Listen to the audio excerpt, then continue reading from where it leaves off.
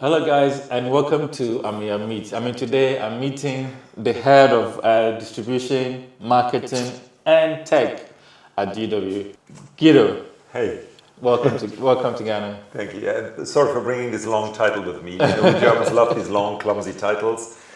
Makes us feel better. But it serves its purpose, so it's good. Is this your first time in Ghana? Yeah, my first time to Ghana, and I'm glad I picked the rainy season. So it's not too warm, because everyone was warning me it's too warm for you, and it's just nice and wet. So it feels like home. Have you enjoyed any of our food so far? Yes, I've been teasing the team that I want some Ghanaian food, and they were saying, because one of the team members who I love very much, she would not like that. So we always have to convince her and come along. So and there was a huge debate about what to choose from, and I just like to try it all. And so far, it's been great. It's been good. Yeah. Your job title is quite a mouthful. What exactly does it entail? It basically means we do everything with the whole business unit, which is not pure editorial work. So we produce the production side of television, of radio, of online, of social media as happening in our studios or in our edit base. It entails the marketing, of course, the sales and distribution bit, going out to partners. DW works in 32 different languages. So that is quite a big treat here, something to do. And then, of course, distribution, which used to be radio and analog shortwave, or it would be satellites, and now it's a lot of IP distribution. So basically trying to get the programs, the content out to all the platforms where people are hopefully waiting for it. Great. So in terms of content, what is the African focus like at the moment? What kind of shows do you have tailored to Africa, etc.? Yeah, I guess one of the shows that we are very proud of is Echo Africa. It's about the environment, and we just co-produce it with partners, with broadcasting partners in Africa and in Germany. That's us. So we co-produce. We try to figure out what is the stories that are needed, what stories are relevant. So we never go in and say, well, this is what we have, take it or leave it. We just try to get feedback, like we want feedback from you. What is that people in Ghana are interested in? We have programs like the 77%, which try to be dealing with the topics that are related to the younger audiences. And so basically we're always trying to have our fingers at the pulse of the people and understand what are the issues that are needed. And we do understand that education, for example, environment, health, important issues. So that's where we package our content to, and then just try to get it out. So this is why our distribution team is really successful overall on the whole continent. And here in Ghana, we have 30 partners we work with. That's radio, television, and online and social. A couple of weeks ago, I got an email with some media index that put GW in terms of international media that covers Africa in a positive light. Why is this so important to DW? Well, for DW, it's really important to have, let's say, balanced views, and we're not trying to be biased. And we're talking still at a time there are international broadcasters, international content providers who see Africa as a country, or they would not differentiate amongst the countries. They would not have a story from the African continent if it wasn't about a catastrophe or some crisis. But as you know, take Ghana. Ghana has so much to offer. Yes, there are conflicts. Yes, there are problems. At the same time, people are striving, trying to find solutions. So there's so much to report on and to learn from.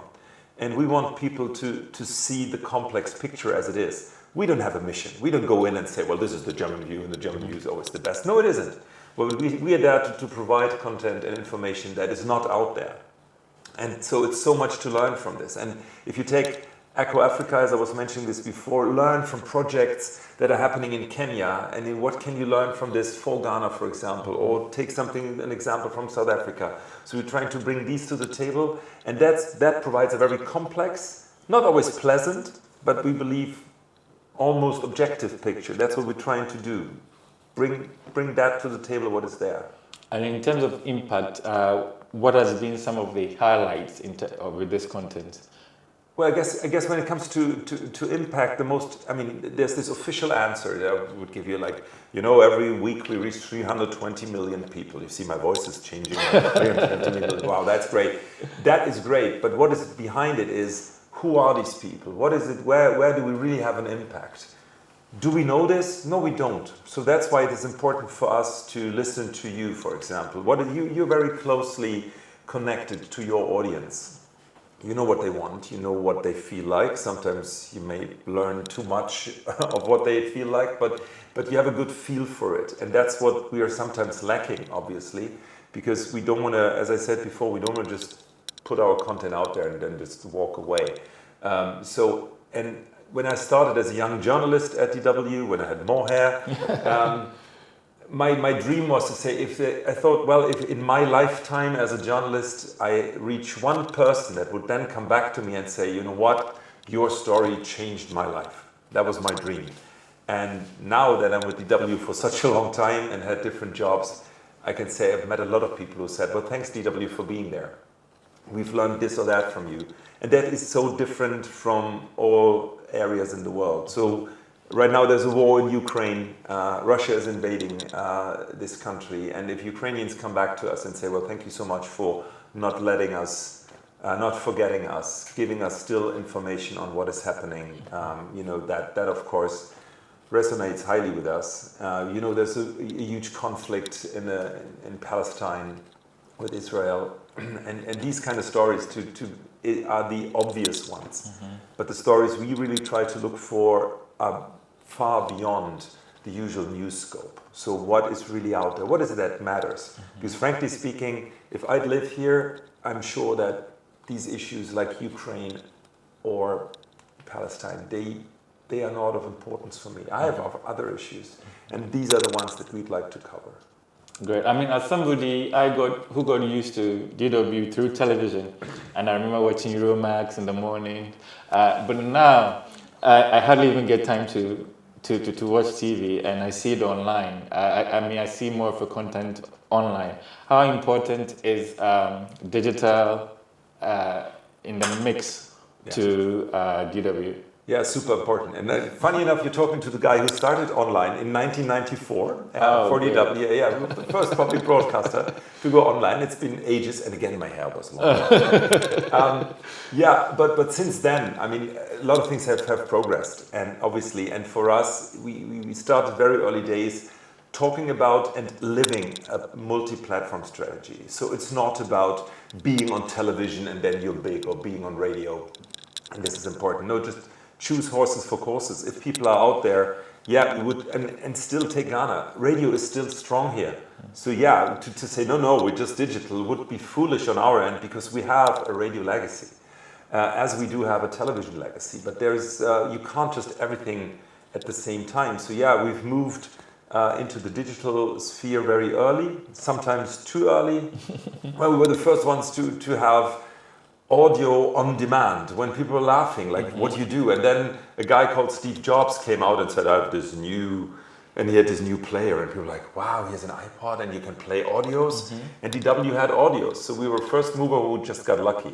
But things have progressed since then. So for us, an on-demand strategy, having content which is tailored to various platforms, but first of all tailored to the various needs of the people, that's key. And if they still watch television, fine, but then if they go on different platforms, then we would not reuse the TV content and pretend we're the cool kids on Instagram. No, then we produce for Instagram. It can be the same story, produced in a different way. Right. Fantastic. Thank you so much for sticking with me, and enjoy the rest of your days in Ghana. Make sure you eat fufu, you eat wache. What else should you eat? Banku. Hold it. The non-digital guy has to write it down without a pen. Okay, I'll try to memorize it, or you tell me later. Thank you. Thank you very much for sticking and staying with us. Catch you same time next time. Bye-bye.